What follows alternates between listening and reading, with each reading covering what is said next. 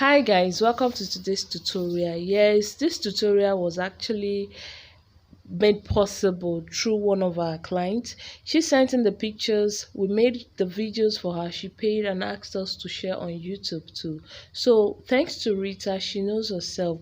Now this video is a very long video, so I had to share the video into 3 so you can be able to enjoy yourself while you watch. So after this, please endeavor to click on the next video and the next video. Thank you.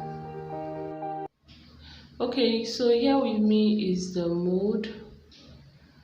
Yes, then we have the pattern paper, our Sinamay, the feathers, the glue gun, the pins and thumb pins, the scissors, the headband, French cuff, U-gum, measuring tape and some beautifying piece or decorating piece that I'll be using for this hat.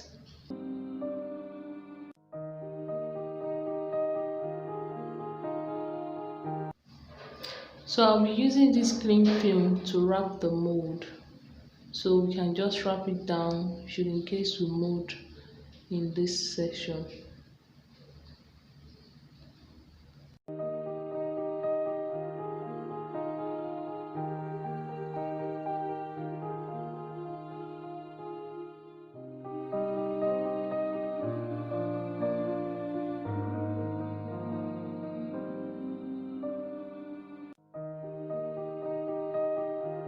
So as you can see, I've actually drawn out the pattern, but I'll be showing you how I got this pattern. I used the measuring French cuff, the bigger part of it, and I used it to draw the shape.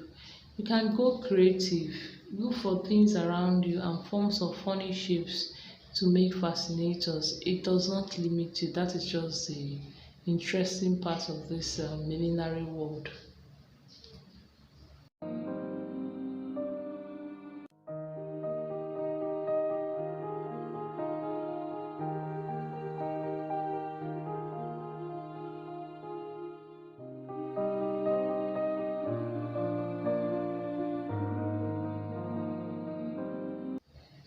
So as you can see, I've cut out this pattern. I'm folding my remaining aside. Now it is this pattern I'll be placing on the Sinamay to cut the shape. So we are done with the wrapping of our mold and we've cut out the shape for the fascinator.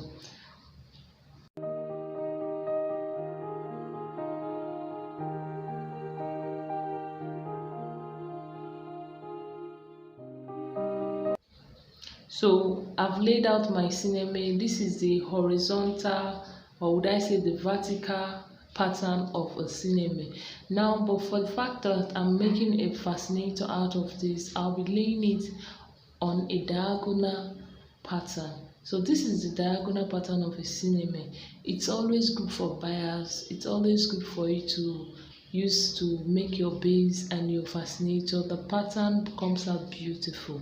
So I'll be pinning this pattern down to the Sinamay, so I'll be able to cut this shape, this particular shape out. So that's just the amazing thing about this fascinator.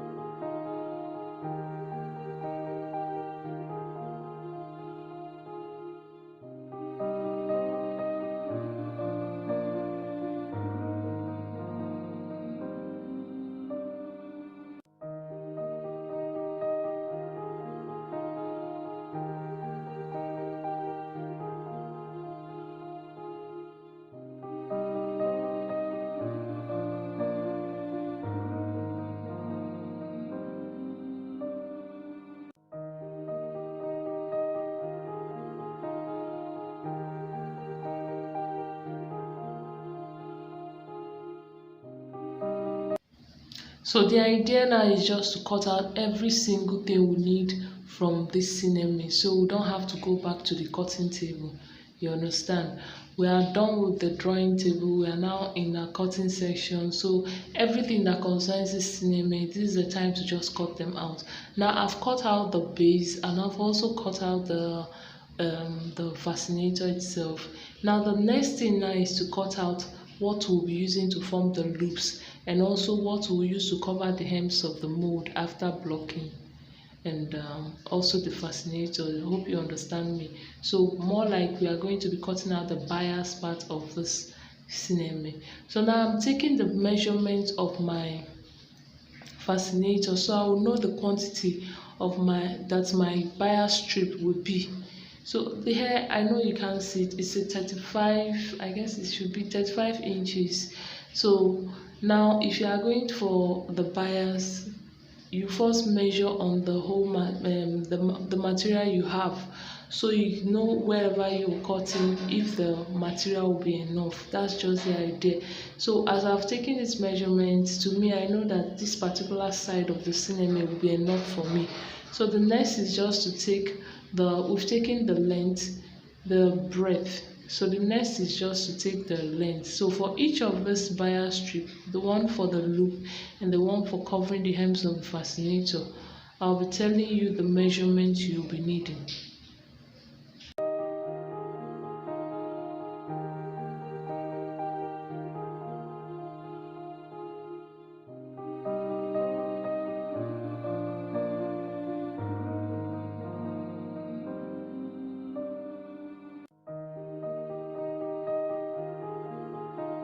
So at this point, I'll be taking the wideness of this breadth, this loop. I'm taking at least 4 inches. Then I'll cut out, then form the loop. Then aside from that, I'll also be cutting the bias for the fascinator. So if you notice, this cutting is coming out from the diagonal pattern of this Sinamay, not on the vertical pattern or horizontal pattern. This is a diagonal pattern that's the bias side of the Sinamay. For you to get the loop right, it must be cut from the bias of the Sinamay. So right now I'm cutting it out, and afterwards we'll be cutting the other parts of the bias parts, that's the Sinamay bias for covering the hems of the fascinator.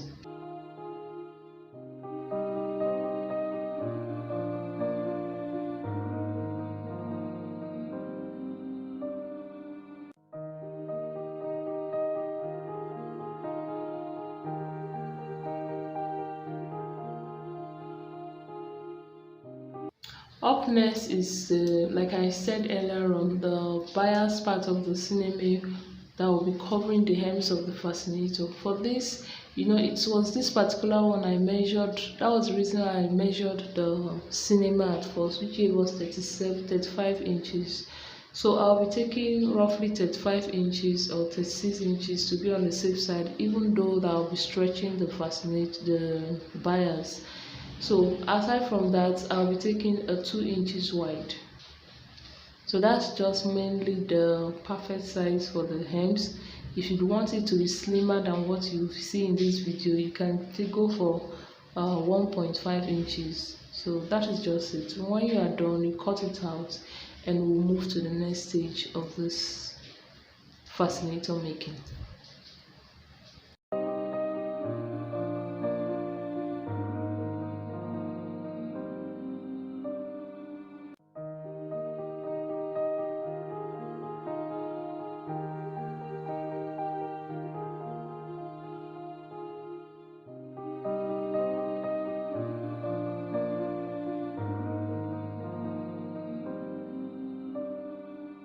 Now it's time for folding. Now the first thing is to fold into half. Then on each half of this part, on each part of the half, you fold in again. That's just the idea of the way you form the bias strip. You can manipulate other methods whereby you just fold like you're folding a paper. So that one is another method, but particularly this for covering a bias strip, this is the major way to fold. That's to cover the hems of a fascinator. This is the major way to fold. Then to form a loop, that's where you can freestyle. You understand? So that is just the idea of this. The main thing is fold into half, then you fold in each half, then fold in totally. Hope I'm communicating. All right.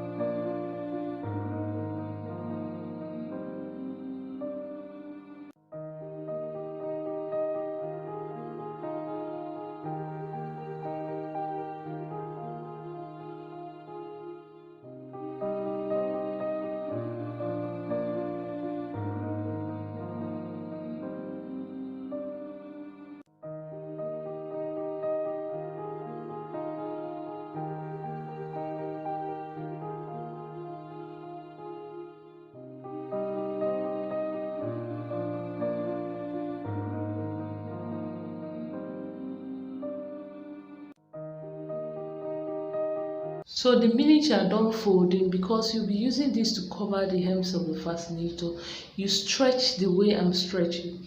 Because if you stretch straight, when you're covering your fascinator, it ends up forming a kind of curviness that, I don't know, it won't relax on your fascinator neatly. But my way of stretching this one, I'm only stretching at one side, and the way you stretch it, you start forming a curve immediately.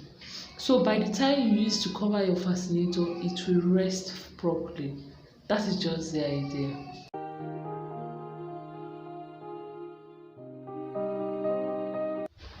So same thing goes for this the bias strip that I'll be using for the loops. But the different thing here is that I won't be stretching it one-sided as I did for the other part bias strip. For this one, even if I'm going to stretch it, it's going to be straight. That's like stretching straight, not one-sided stretching. So that is just it. And I can also flex with this by bending, like what I'm actually showing you here. If you want, you can do this method, then you cover exactly, or you run it the way we did the other bias strip. So that's just the idea about this.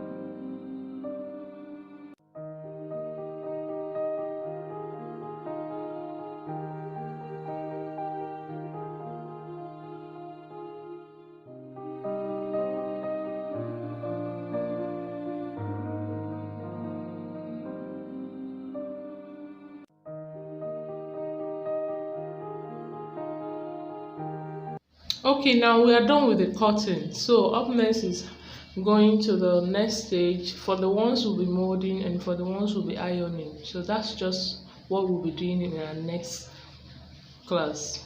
Thank you.